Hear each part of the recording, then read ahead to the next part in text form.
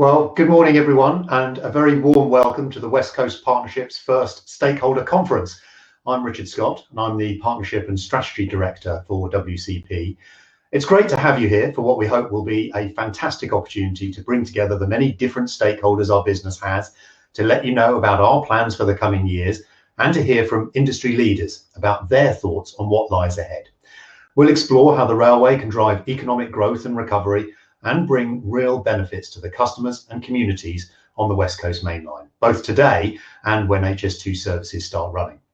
And we've got some great speakers lined up to talk about these challenges and opportunities. In the first session, the two managing directors from the two sides of our business, that's the existing Avanti West Coast operation and West Coast Partnership Development, which is preparing for the start of HS2, will take you through our plans for the coming year and answer your questions. The second session is focused on the customer. David Hogarth from Transport for the North and David Sidebottom from Transport Focus, alongside Avanti West Coast's Commercial Director, Sarah Copley, will talk about how we get passengers back to the railway. And then in our final session, we have Andy Street, the Mayor of the West Midlands, Virginia Crosbie, Conservative MP for Ennismon, Alan Cook, Chairman of HS2 Limited, Tim Shoveler, Managing Director of Network Rail's North West and Central Region, and Steve Montgomery, Managing Director of First Rail. So a really great lineup for a wide-ranging discussion on the future of rail, building on the themes that have been raised throughout the day and how stakeholders can work across the network and shape developments with us. In each of these sessions, you can, of course, ask the speaker questions. We want this conference to be a two-way conversation, so please don't be shy. You can submit your questions for our speakers via the chat function. Now, before we come to our interactive sessions, I'm very pleased to say we have a message from the Minister of State for Rail, Chris Heaton-Harris.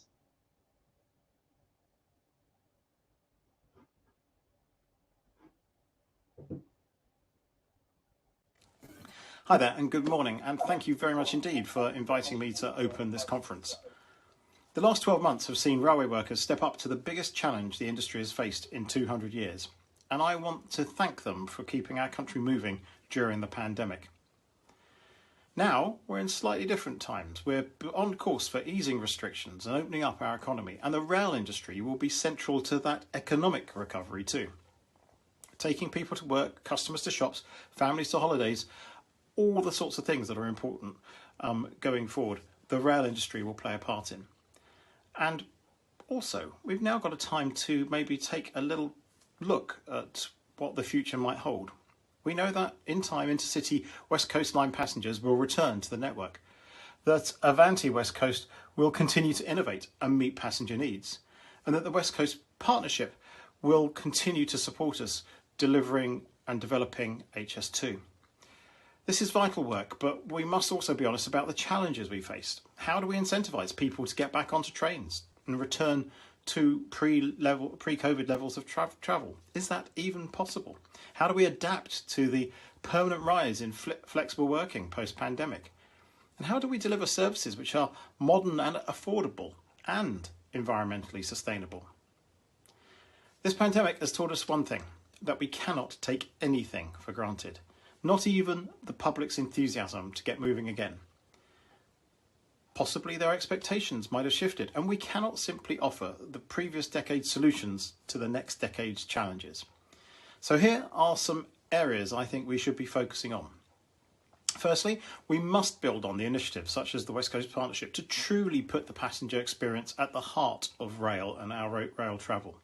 During the pandemic, network usage has been at a record low and performance at a record high. As the restrictions ease, we must use this opportunity to preserve the excellent performance we've seen over the course of the past year. Passengers will expect to, and I expect passengers to, return to a reliable, resilient and efficient network. And if we can't deliver that, then we just will not get their business back. And this means we've all got to move with the times, embracing flexi-season tickets, simplified fares, and the state-of-the-art trains with 5G capacity.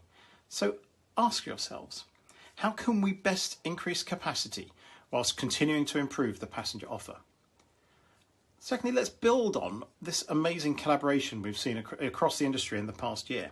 In 2019, through the West Coast partnership model, we combined the running of intercity West Coast trains with the shadow operator to help deliver HS2. Working with Network Rail, HS2 Limited and my department, the Department of Transport, the West Coast partner is providing a whole network view to be taken across the West Coast main line and forthcoming HS2 services. Industry is working together, and it's seen vital works take place like the Kilsby Tunnel last spring and more recently at Crick Tunnel, taking advantage of reduced timetables. Both of those, by the way, happen to be in my constituency. It's not because I'm Rail Minister. All of this collaboration will not only maintain the excellent performance passengers expect, but it's critical to making use of the new high-speed infrastructure to fully realise the possibilities of HS2. Thirdly, can we? We can, I'm sure, as we emerge from the pandemic, seize the opportunities to build back better, greener and faster. We want to transform the way that infrastructure is built, taking substantial steps to our 2050 net zero target by building the green network of the future.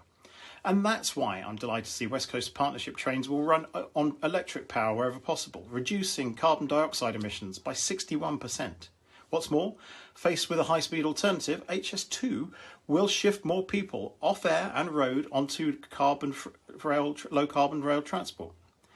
And finally, we want to add to levelling up our economy. New infrastructure projects have long-term horizons, affect the lives and livelihoods for decades to come of people. But they also will provide a short-term boost as we build back better from the pandemic, creating jobs and stimulating the economy. HS2 will bring the country closer together and deliver essential north-south connectivity. And the forthcoming integrated rail plan will set out our plans to deliver transformational improvements in the Midlands and the North. I want our railways not just to get people from A to B, but to help transform people's lives, spreading opportunity and increasing aspiration. So I hope I've given you all here something to mull over. And let me thank everyone here again for all their hard work over the past 12 months in what has been a hugely difficult period for our industry. But we look forwards now. We have a real opportunity to build a lasting positive change for our passengers and our communities. And I really hope that today's event gets us all closer to that goal. So I wish you a fantastic event. I thank you very much for everything you've done over the past 12 months. Stay safe, stay well, keep going by train.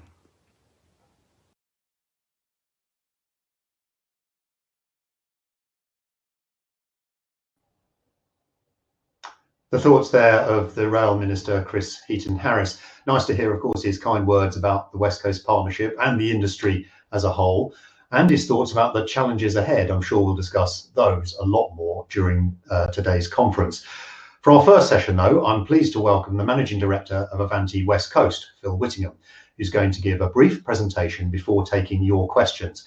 Remember, you can submit your questions via the chat function you'll see on your screen. And if you don't, you'll be listening to my questions the whole time. So there's an incentive. Phil, over to you. Yeah, thanks, Richard. And good morning, everybody. I'm Phil Whittingham. I'm the Managing Director of Avanti West Coast. Avanti West Coast is one half of the West Coast Partnership, and it runs the services on the West Coast main line. So to echo Richard's comments, this conference is really important to us, and we hope that it will give you, our really valued stakeholders, the opportunity to hear about our exciting plans for the year ahead. But it's also an opportunity for you to ask and raise questions to help us shape those plans. Now more than ever, it is important for us to work together for the benefit of the industry and for our customers. And only by working together will we succeed. So I'll start by covering where we are as a business. So next slide, please. So yesterday was the first anniversary of the announcement of the first lockdown. And what a year it's been for us all. And I don't believe any of us would have ever imagined that 1 year later we'd still be in lockdown. It's no secret that the industry revenues have been severely affected, and that includes us too. Those that might have travelled with us recently will have seen the effect on us. In short, we have earned in a full year what we would have taken in a month pre-COVID, a significant reduction and one that is more pronounced in the business market than it is in the leisure. The significant decline in revenues has seen us enter into new contracts with the Department for Transport, and their support has ensured that the vital services for key and essential workers have remained in place. But it's also worth noting that we have still carried over 6 million customers in the last year, so our services are producing that key service. With lower passenger numbers, we have acted quickly to match capacity with demand.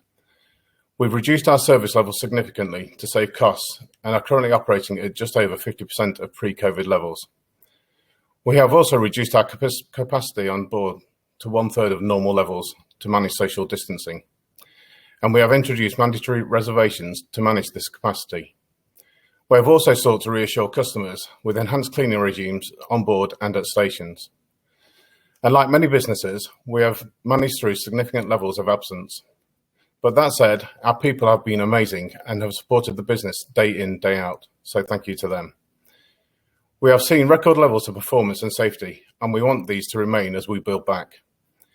During the last year, we have worked in collaboration with our industry partners to ensure that we build back better and drive positive and more efficient changes. These include tackling known problems such as the Kilsby Tunnel and the OLE at Camden. We know our customers want a highly performing railway, and we will work hard to deliver this for them. Next slide, please. So, as we look forward, what do we need to consider? Well, we want to deliver a highly performing railway, as I've just mentioned.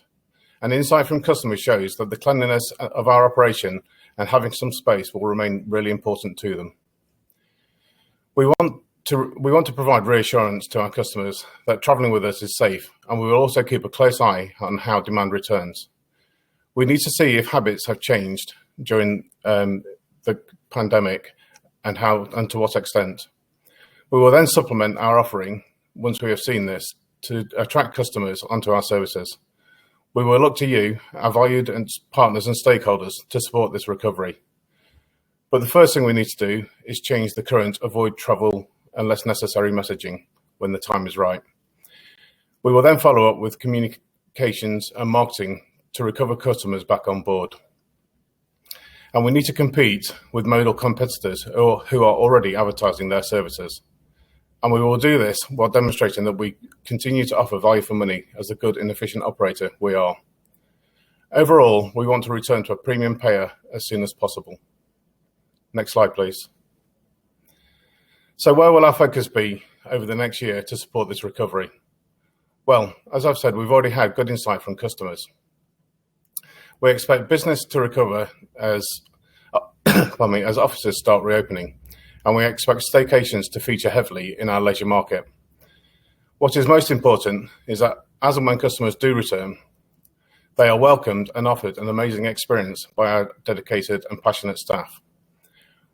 One that will exceed expectations and encourage them to return more frequently, thus driving a stronger recovery of revenue. During the last year, we have also been reviewing our proposition to make sure it is still relevant going forward. And the good news is that most of what we bid is still relevant. My colleague Sarah will take you through more of the details later. But I will touch on a few in a moment on my next slide. And we need to remember that we have the new high-speed services on the horizon, and our recovery is essential to ensure the long-term success of that project. And this is a challenge that we believe we can deliver and even exceed. We have amazing people who have an abundance of pride and passion, and the business which gives us confidence to deliver this. And as I say, Caroline Donaldson will cover this in a bit more detail later. Next slide, please.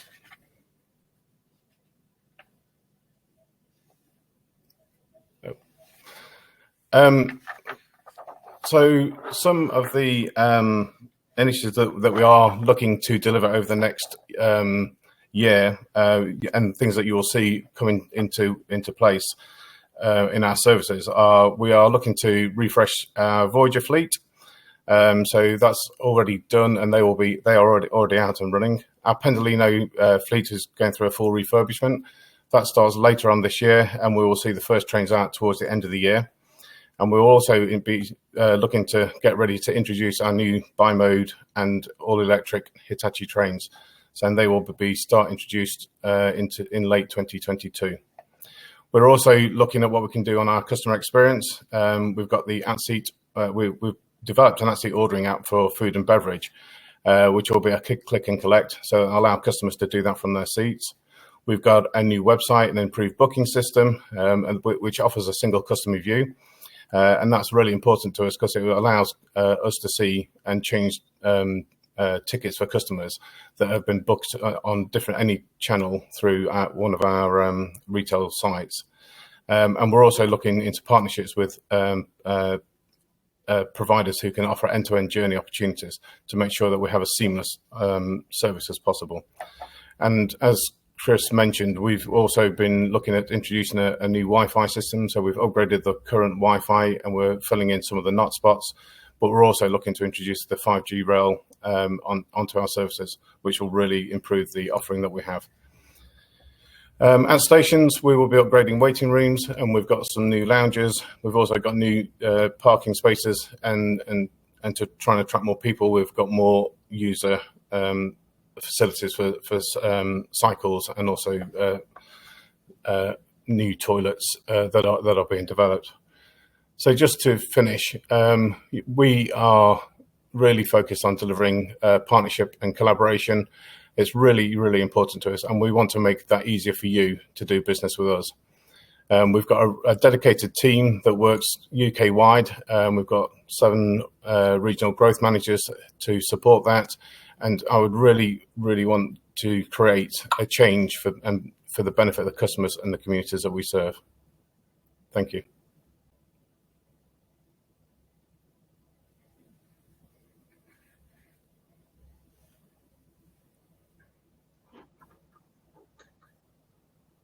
Phil, thank you. Lots there on the plans for the future, and we'll be looking in more detail at customers and how we attract them back, of course, in our first panel session. But for now, as you sit there this morning, Phil, how confident are you feeling about the recovery for Avanti West Coast after what has been an extremely difficult 12 months? Yeah, thanks, Richard. That's a good question. I think we've got to be positive. We've got a great bunch of people working for us, and we've got real support with our stakeholders. And I think and the work that we've done, we've obviously done a lot of insight, and the industry's done a lot of insight to see when things will recover. And I think we're optimistic for, over the next 2 to 3 years that we will probably get back to pre-COVID levels. So, and I think the challenge for us really is to make sure that we can get out there, do the marketing, attract customers to our services, particularly, if we have staycations, and get customers on board our services and really show them how special it can be and how positive, and provide that reassurance so that they return. And I suppose, what do you think are the biggest risks? One of the biggest risks must be that we've never been in this position before. We don't have any data. We don't have the modelling, historic modelling that we can look back to. We can't forecast from it. Is that one of the biggest problems for you as you run the Avanti West Coast business? You just don't know what to base your forecasts on or what will happen. We don't know how customers are going to react. Yeah, so there's a few other things as well. So we're not clear about what social distancing measures will remain, and equally what customers will expect.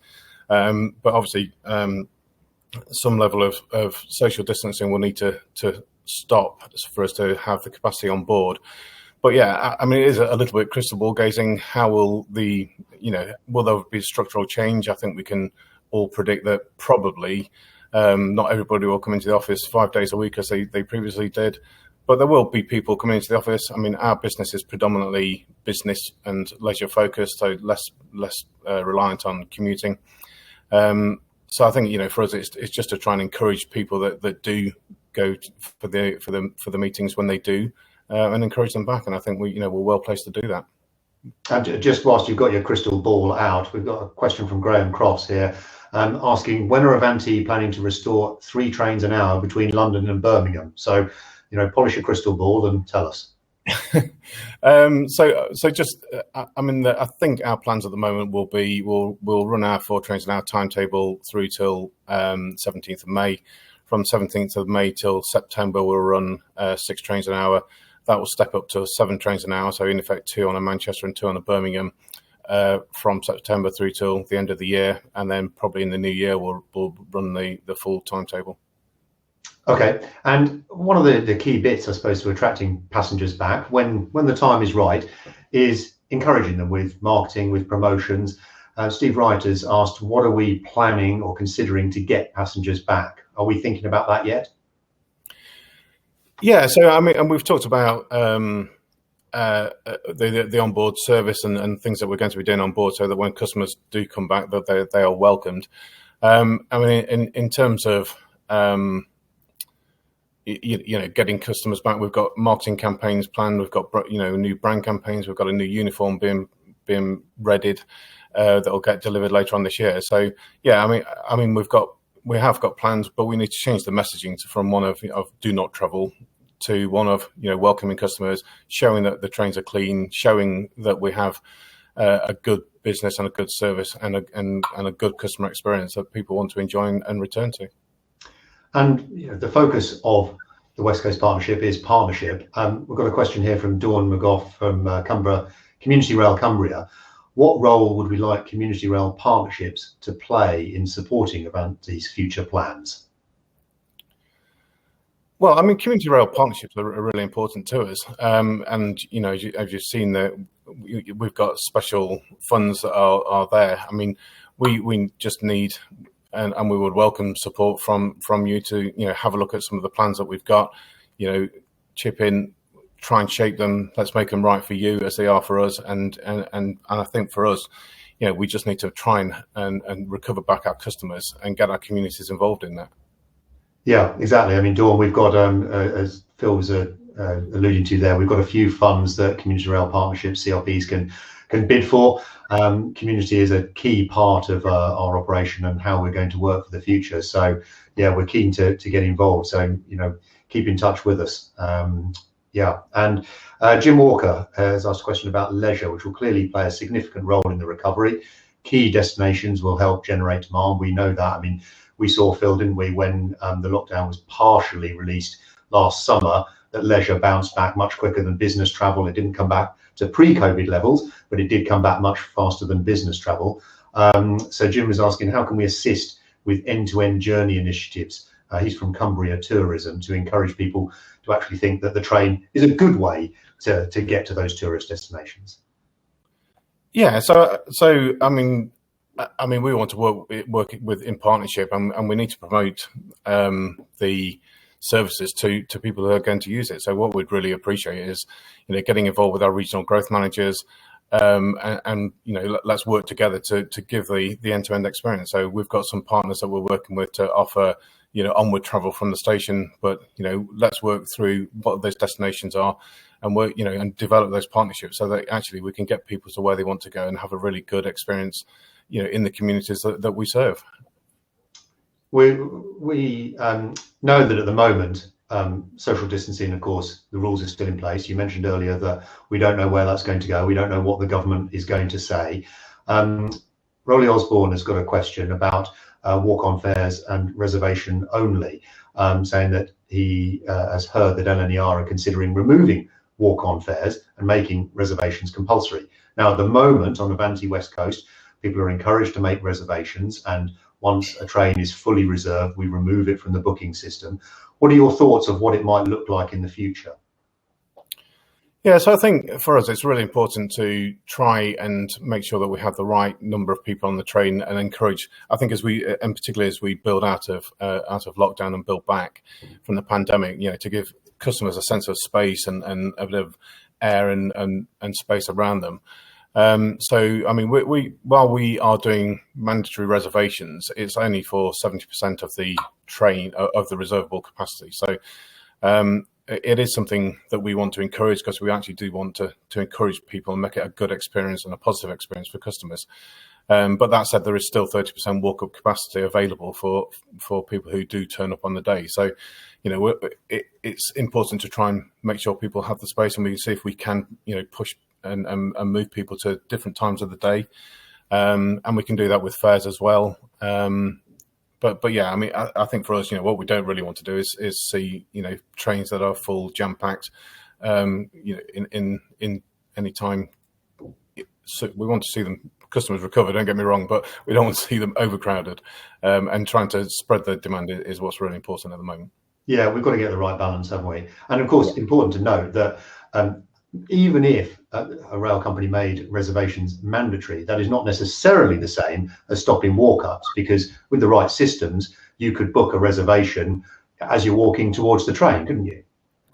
Yeah, so and we've been developing products that we can do that. So we can walk upon advanced places on the day, products that we're working to, and we're also making sure that our systems allow those sort of products to be delivered. Paul Tetlaw has got a sort of observation really about he'd like the rail industry to highlight how much safer it is to travel by rail than by car in terms of accident statistics. Of course, spot on, Paul, and also the environmental benefits of rail. Do we plan to do this? I mean, we've got, as you highlighted in your presentation, we've got new trains coming, which of course will make a big difference to our environmental footprint, the bimodes and the more electric fleet replacing the all diesel Voyagers. But of course, we are going to promote this, aren't we? It's an important area to us, environment, and of course, safety is always paramount. Yeah, I mean, safety is always, it's our number one priority. If we're not safe, we don't really have a remit to run a train company. So I mean, safety is number one priority. But yeah, I mean, the environmental benefits, I think, particularly over the pandemic, have been highlighted even more. And I think moving forward, the environmental credentials that we have and we will look to improve on will be really important to attracting customers onto our services. Another question from Steve Wright. This is going to be a difficult one for you to answer. Will cheap fares form part of your marketing campaign? I don't know. There's always an element, isn't there? But there's a balance to be struck. Yeah, I mean, I think we see already that some of our advanced fares are good value and offer really good value already. So, I mean, I think as ever, we will. I don't think we're going to go out with a fare sale, so to speak. But we will make sure that our fares are appropriate to make sure that we get and maximise the revenue on per train. And actually, we've got to drive that revenue and drive customers. So making it attractive to them is really essential. And of course, you've got to get the balance between encouraging people back, and we don't know what the market is going to look like. Of course, I mean, the most important thing for us is to be agile. Look at the market, look at what customers are telling us, isn't it, as they come back, and listen to us. We're going to have to be very responsive to demands and customer needs. Yeah, and we for customers that use our retail channels, we can get feedback from them. We can get reports back on the day, I think, or the following day, in terms of getting feedback about what they've liked, what they've not liked, and as you say, getting that information back from customers is going to be really insightful to make sure, will they use it again? What were the blockers? And how can we overcome those in a very quick and agile way? Which, as I said in my presentation, agility in the rail industry has not been brilliant, but we've adapted well over the last year. A few questions and observations coming in about the importance of stopping at those places that are important for tourism, where the local economies depend on it, and it's a very important element for them. There's a balance, isn't there? I mean, this is a question that comes up time and again when anyone in the rail industry talks to stakeholders, or we're talking about timetables. How do you balance getting the right number of stops in the right places to support those communities versus the fast services that go right through from city to city and serve those markets? Again, there's a balance to be struck, isn't there? Yeah, and timetables are a complicated thing. I think, as most people would appreciate, just putting stops in or taking stops out. Well, ultimately, it's a very delicate balance, and actually, some of the effects are felt, countrywide.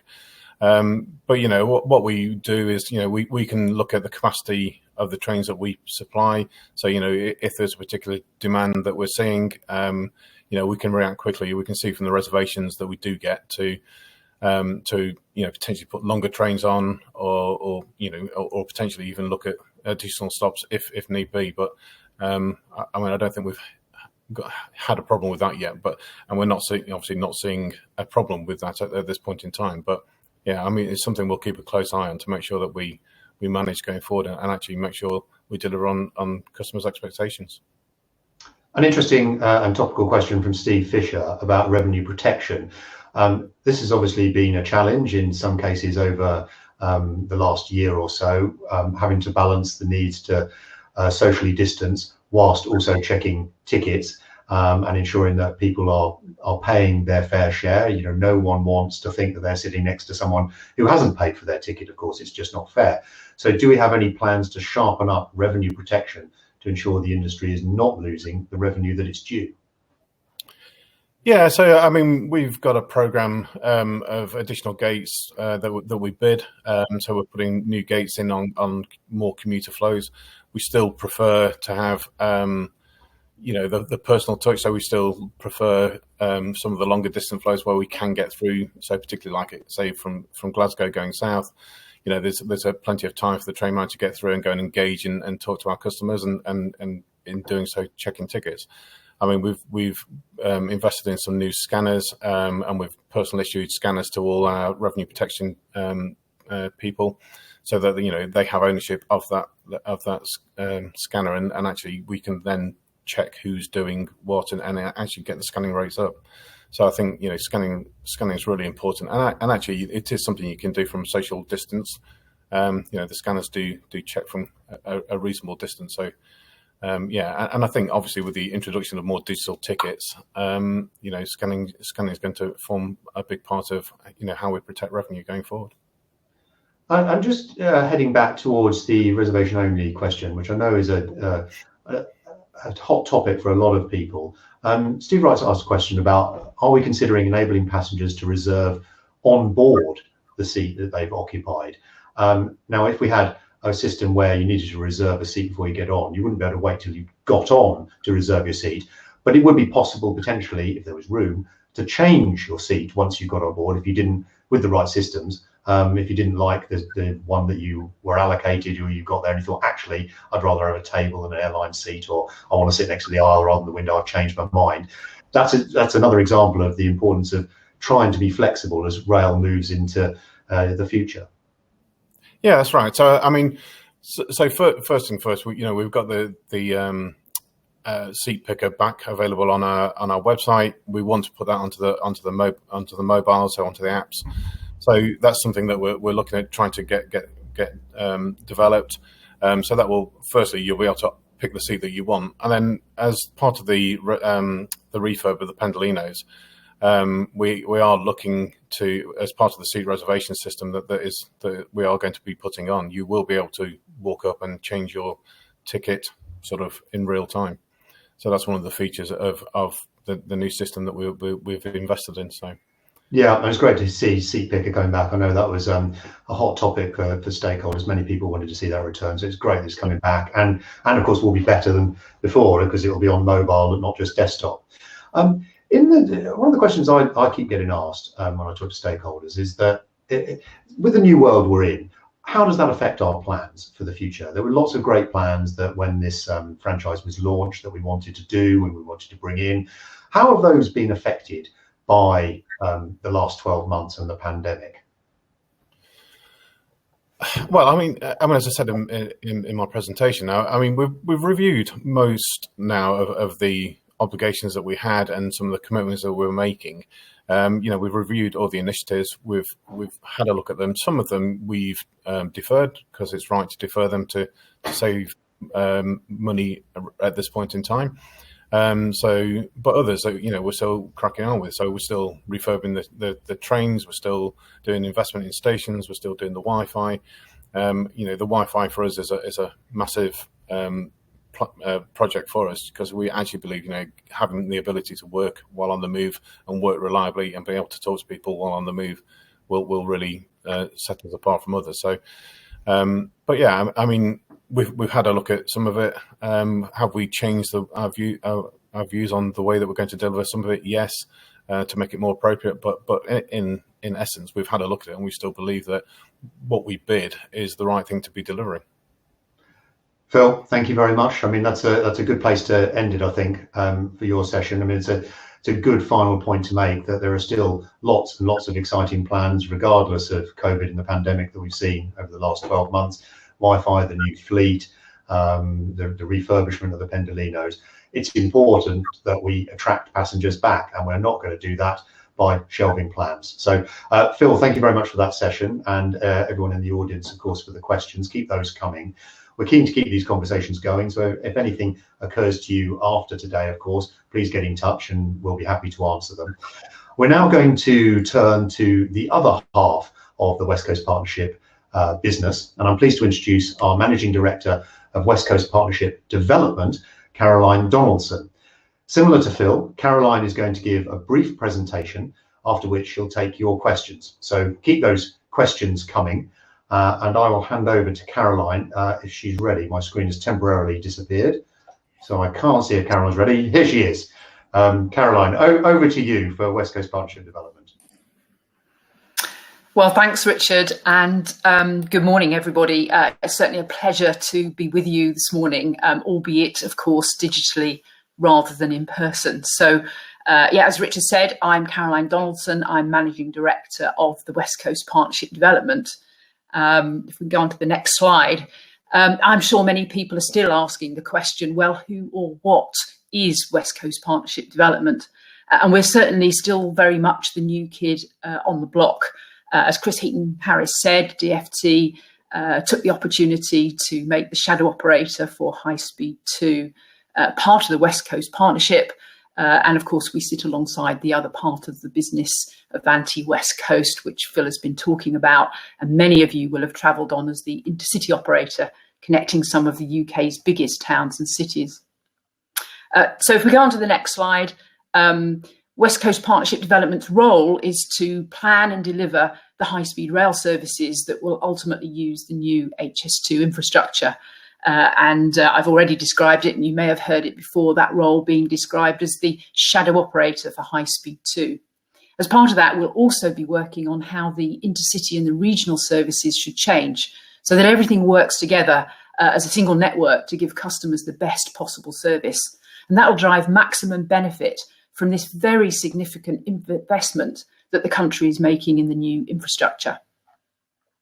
In doing that, we'll be working closely with the Department for Transport, HS2 Limited, of course, and also Network Rail. And we'll also be talking to interested people and communities all along the West Coast main line, hopefully people such as yourselves.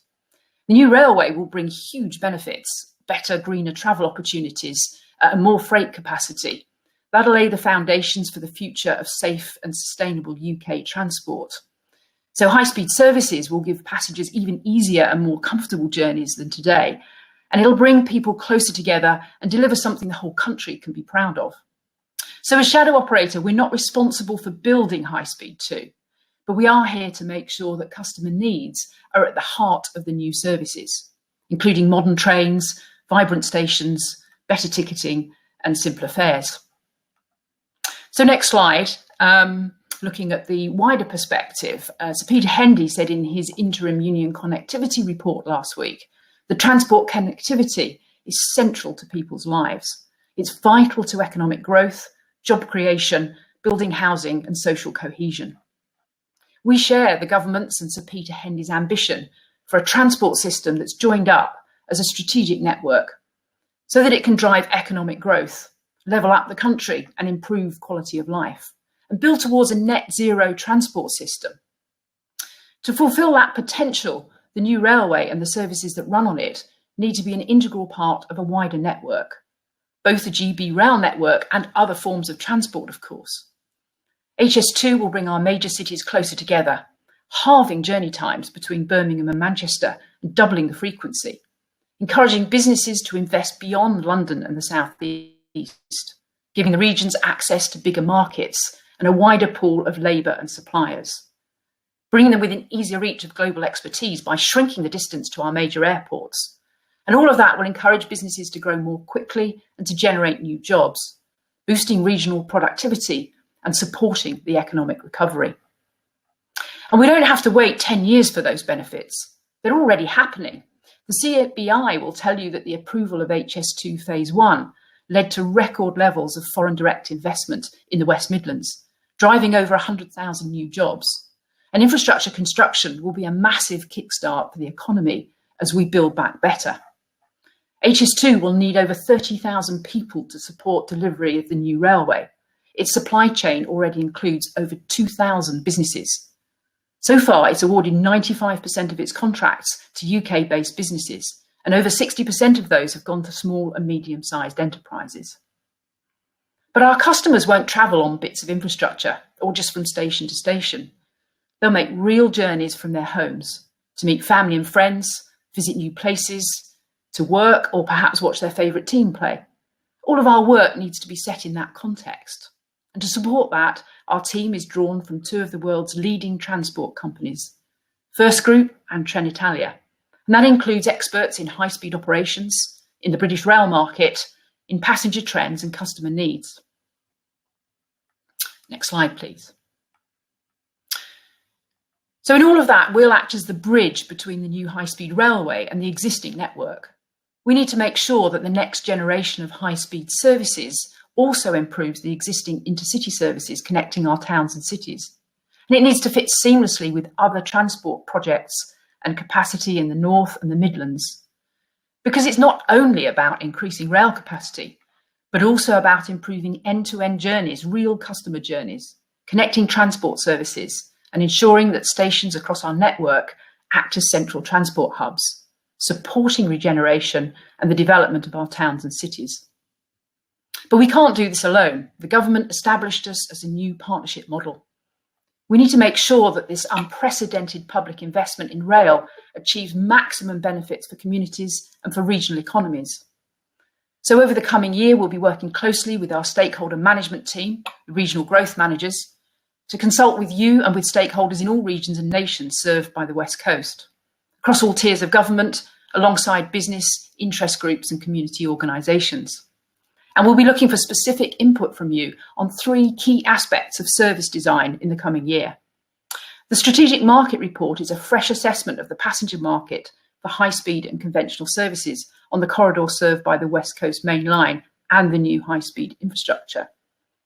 The passenger proposition will set out the customer experience that passengers can look forward to on both high-speed and intercity services.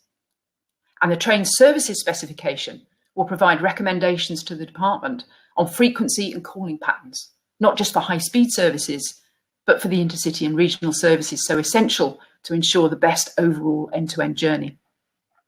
We know that many of our partners can provide valuable insights to us through their research findings, economic growth projections, and local development plans. By helping us to understand these perspectives, you'll enable a better appraisal of the business cases and a more robust set of outputs. And ultimately, that'll lead to a better service.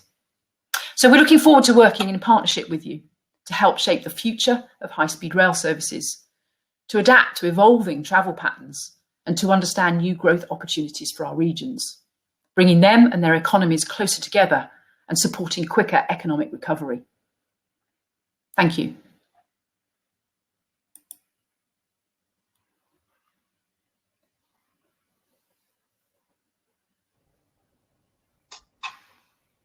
Thanks, Caroline. I know there will be a lot of interest in those opportunities you referred to, particularly around engaging with the shadow operators' work. I can see the questions already coming in there. Perhaps we could kick off by looking at what's happened over the past year. Your team has been running for about 18 months or so, but HS2 is still 8 years away. There might be some in the audience thinking, what on earth is WCPD doing now? Could you give the audience a flavour of why it's important to plan this far out? Yeah, absolutely. I think probably the best example of that would be to take where we are with rolling stock currently. So High Speed 2 Limited started procuring that a couple of years ago almost, and are hoping to bring that to fruition with announcement of the successful business this summer. But that contract actually is for 54 trains as a minimum, but there's an option to buy an additional 30. So the decision about how many you buy will need to be made in the next couple of years. And to do that, we need to understand what the train service is going to look like. So we need to move beyond the train service that was set out in the business case and now start to do that work that I've talked about maximising the benefits, about really looking at what does the calling pattern, the frequency need to look like to get the best possible service for customers, get the best economic benefits. And only by doing that and getting a direction of travel can we then help HS2 Limited to decide how many trains ultimately to purchase. And that has a knock-on, for example, to the depot design, which is being done at the moment.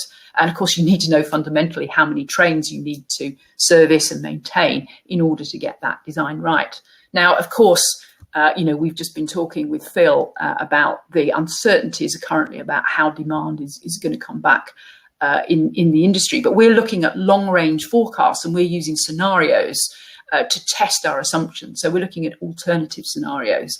And the real importance of this is that, if we underspecify, then we won't actually have the capacity to meet passenger demands. But if we overspecify, then we could waste money on facilities that we don't need. So ultimately, early planning is all about trying to get the best possible result for the taxpayer here, and actually let's spend the right amount of money on the new infrastructure to support what the nation needs.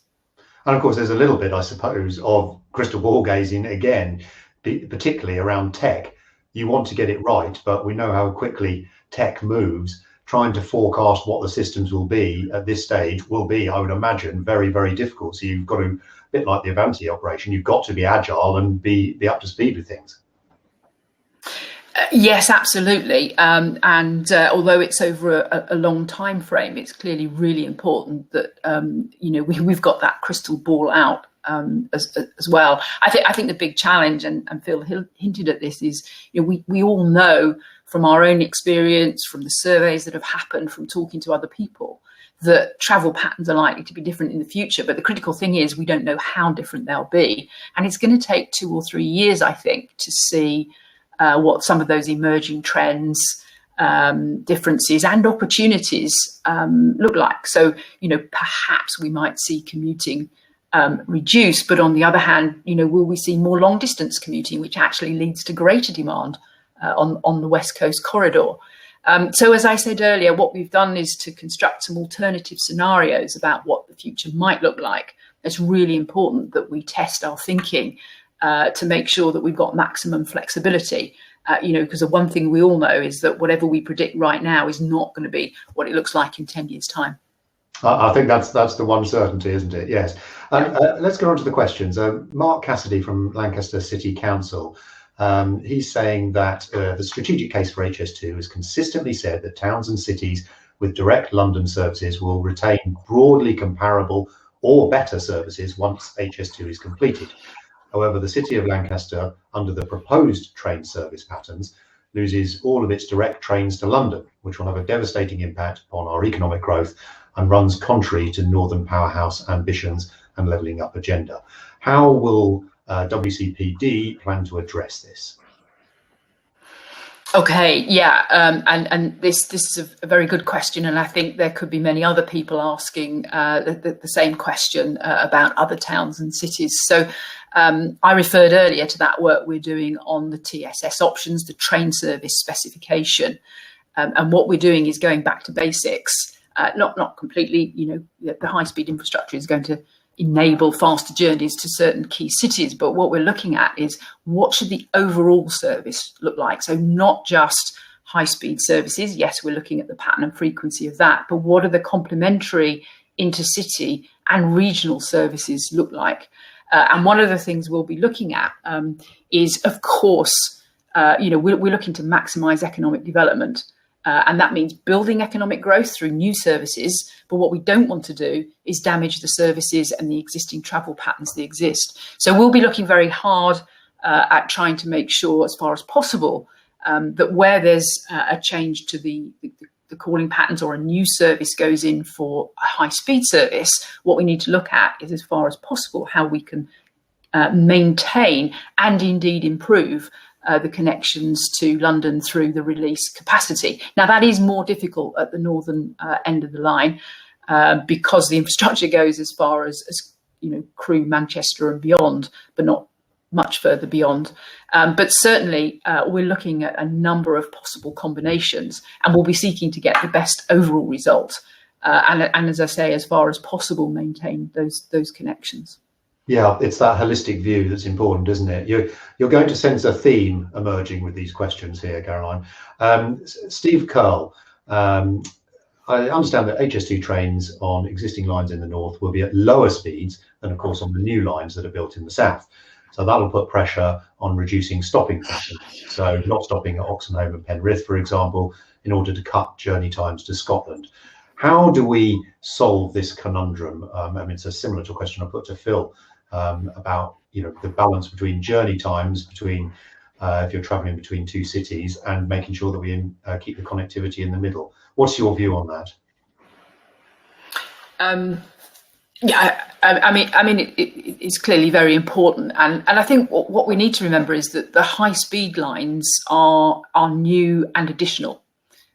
So they do provide a lot of additional capacity in the south about the way that we use the services. And what we need to do actually is to be quite inventive and innovative then about how we deliver those services further north and how we do the intercity infrastructure. So although they will be at lower speeds than on the new lines, actually we could think of it the other way around, which is actually the new lines are providing a fast forward to the journey, and then from there and beyond, actually the services won't be any slower than they are today.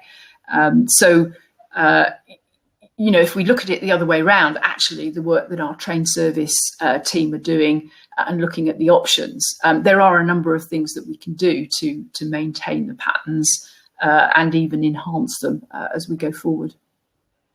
On a similar vein, Alistair Young from Transport Scotland, HS2 services will be the primary choice for time-sensitive journeys between London and Glasgow.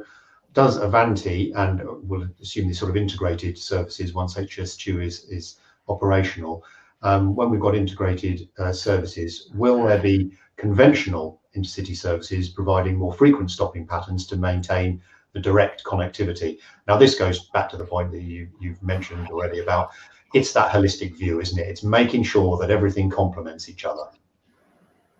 Yes, absolutely. As I've said, we're looking at a number of options at the moment, and what I can't say right now is what the answer is going to be, because we're doing the work to identify the different options. That's all got to be appraised, against not just a financial business case, but what's the impact on economic development, what's the impact on carbon reduction, and a variety of performance, for example. So there are a variety of things that we need to assess all of these things against. But certainly we do have options that look at increasing the frequency to Glasgow overall, so perhaps a high speed and an intercity service. And of course, the big challenge here is how do we get, and you've alluded to it, Richard, as well, how do we get the right balance between on the one level, a fast service, which, for example, the Glasgow needs to compete with the air industry to get the carbon reduction that we're looking for. How do we set that off against the more you stop that train on the way, actually the slower the overall journey time is going to be. And I think that's the sort of thing that we really want to talk to stakeholders about. And I know, Richard, you've got plans in place for us to put together an economic development forum chaired by Sir Patrick McLaughlin, where we can actually have some of these multilateral conversations that are going to be so important. Because let's be honest, for as long as we have a bilateral conversation with stakeholders, that will always be a kind of single view. And quite rightly, there will be a push for a specific area. And what we have to do is get to that holistic view. And we think we can best do that with multilateral conversations and actually say, well, what's the best result overall here? What does GB and what does the UK need to help level up, support economic growth? Yes, it's going to be getting that balance, isn't it? A quick question here, which I'll cover off from Susie McChen. Apologies, Susie, if I've just mangled your surname there. What plans do we have to get involved with COP26, the Sustainability Summit, hosted in Glasgow? We're discussing on a near daily basis with the DFT, Susie, about what we're going to be doing with this, about a number of plans for getting people to the conference, delegates coming from Europe, hopefully coming over on the Eurostar and getting them up. So watch this space on that. Moving towards stations now and away from the stopping patterns, Richard Wilcock, he's observed that Modern Railways has a piece on plans for Crewe Station, but he was underwhelmed by the ideas here and thinks that they're basically not good enough to improve the cool and drafty station that is currently in place. What is your vision for Crewe Station? Well, I think it's going to be pretty clear that for a period of time, once Phase 2A is built, so the infrastructure goes as far as Crewe, but before the completion up to Manchester and beyond, it's going to be pretty clear that Hughes Crewe will be a major hub, and it's going to be a very important interchange in any event, as it is today. So we know there's a lot of work going on from the local council groups, local authority, to look at redeveloping Crewe Station. I think what we need to do is to see it's something that really gives passengers a good interchange, both on rail services, but also critically with other forms of transport. And I know that the local authority is looking at this as well, which is actually how do they change the entrance to the station? How do they change the approaches to the station to give much better access? So I haven't seen the most recent set of plans. So I'm not familiar with the underwhelming sense, but I know also, Andrew Stevenson, when he was appointed as the new Minister for High Speed Rail and the Northern Powerhouse, his very first visit was to Crewe Station. And I think that reflects the importance of getting something at Crewe that does meet passenger needs. A question from Steve Wright from Rail Future West Midlands. Modern railways indicate that Birmingham interchange will only be served by trains between London and Birmingham Curzon Street. Isn't this a missed opportunity to attract passengers to trains for the north from Coventry, Solihull, Northampton and so on? I suppose we're back here to the importance of integration with the classic rail network, are we, Caroline? Yes and no. I think the plans that Steve refers to, I think, are about the Phase 2A plans, which is what we're concerned with here. And he's quite right to say that the train service pattern that has been assumed for the business case for High Speed 2 in that early phase, there are no northbound trains stopping at Birmingham Interchange that then go on to Crewe and other destinations, although there are stops to go into Birmingham Curzon Street.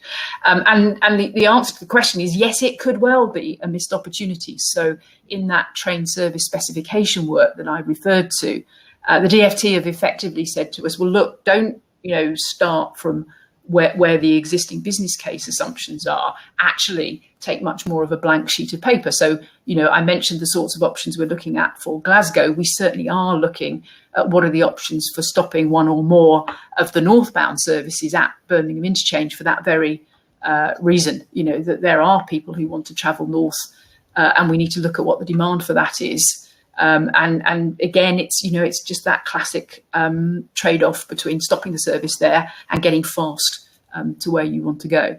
But on a personal level, I think it feels like an opportunity we should be taking. We have to see if the numbers and the other assessments that I talked about stack up. A long way to go yet in these assessments and considerations. A different tack now. Stephanie Clifford from Rugby Rail Users Group. Can you explain more about the 6 people that were on one of your slides, please? I'd like to know about how you're thinking about people and what the relevance of these type of people is to the plan.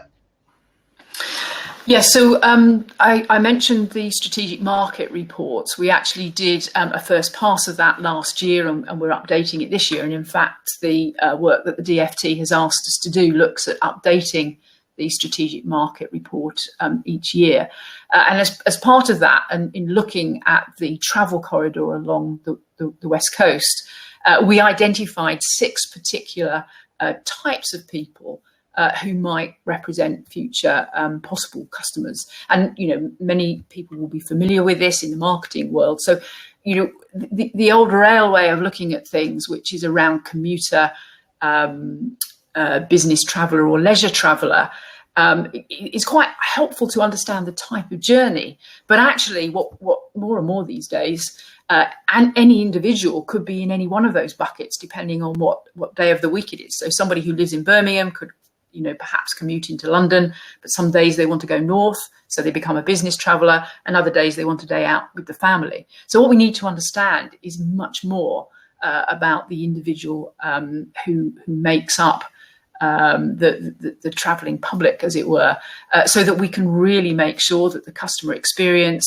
that the train service pattern, the frequency, and all of these things work together to get the best possible outcome overall. So 6 at the moment, clearly, actually, every single person is different. But these 6 types represent the key differences. And that's also backed up. We have a customer community with over 2,000 people in it that we use to test out many of the appraisals and the thoughts and the points of specific interest. And that customer group is running continuously as an online forum.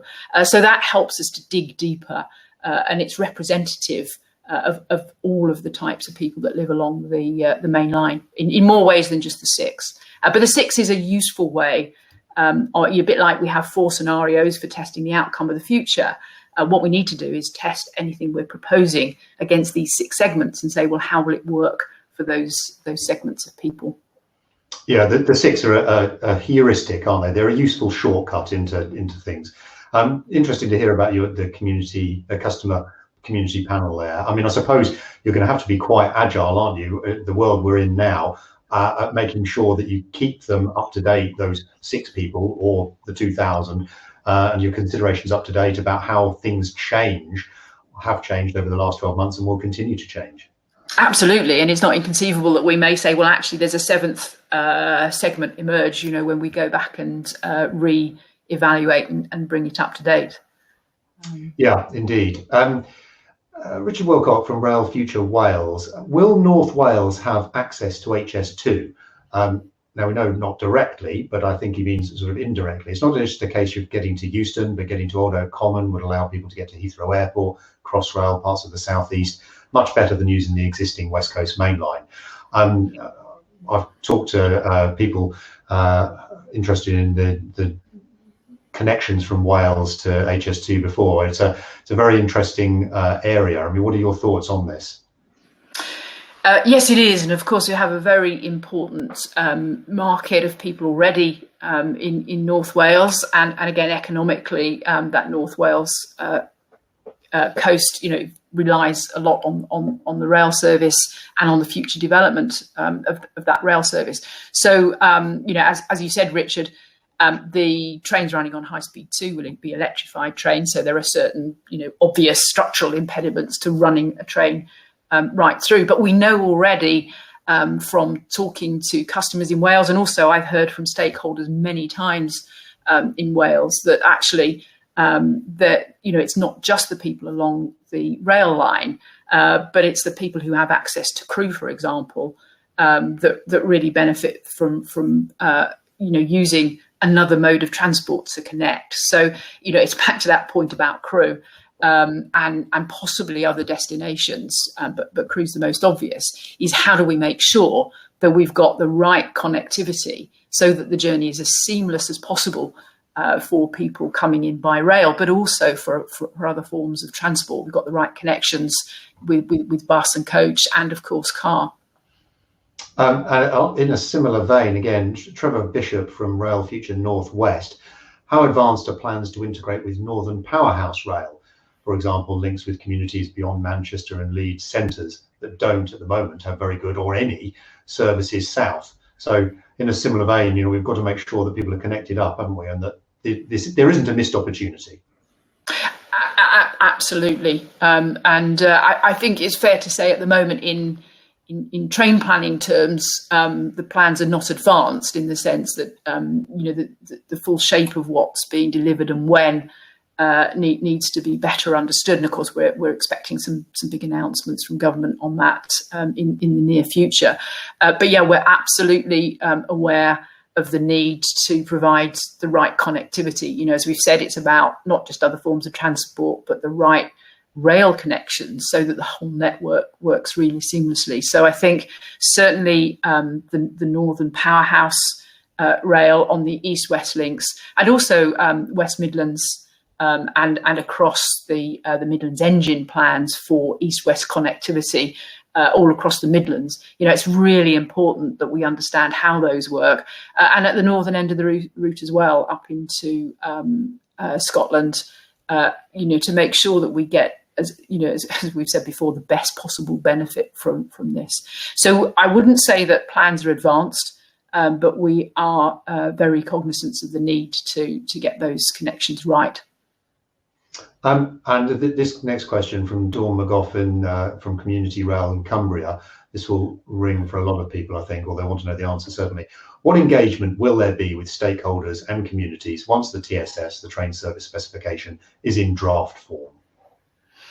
Well, there certainly will be consultation, and DfT are planning a very full and formal public consultation on the train service specification. I think the hard question right now is when that will be, and that's really around the impact of COVID.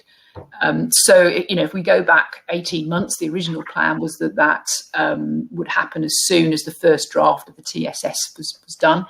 I think the question at the moment, and we've talked about the uncertainties, is that first draft will be a direction of travel, I think, and then we will need a second review of it, once the travel patterns firm up. So there certainly will be a very full formal public consultation. I think the question is exactly when that will happen, but it will certainly happen before final decisions are taken by the DfT. A different question now from Claire Sandis from North Staff CRP. Do you think that HS2 tickets will be affordable for most people? Is she right in thinking that they will be more expensive than the current tickets? So at the moment, there is no decision been taken about what the fare structure on High Speed 2 will be, and not in comparison. What I can tell you is that the core assumptions made for the business case for High Speed 2 are based on the same, broadly the same fare structure. And I think, what we need to consider is that, High Speed 2, we're building it as a nation because we want it to build economic benefits, and we want to enable the further growth in rail travel that brings those benefits. So, I think from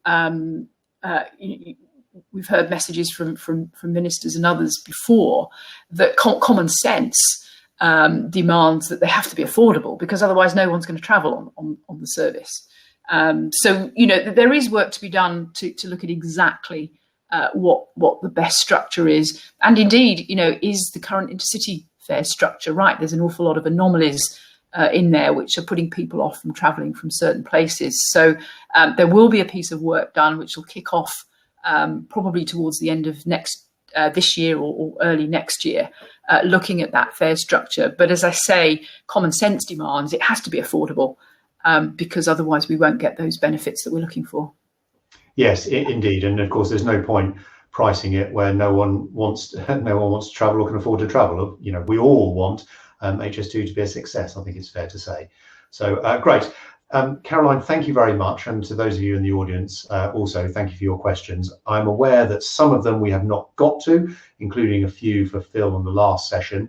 Don't worry, we are taking a note of all of these questions, and those that we haven't managed to get to, we will answer and answer in correspondence with you. We should hopefully have your details, but of course, anyone who doesn't get to ask a question, please just get in touch, drop us a line, and we'll engage with you that way. We're going to take a short break now, 15-minute break, before we begin the first panel session where we're focusing on the customer. So if everyone could be back at about 10:45, please, when we'll hear from Avanti West Coast, Transport Focus and Transport for the North. You can stay on this link. There's no need to close it down. So just get yourself a cuppa, and we'll see you back in just over 15 minutes at 10:45, please.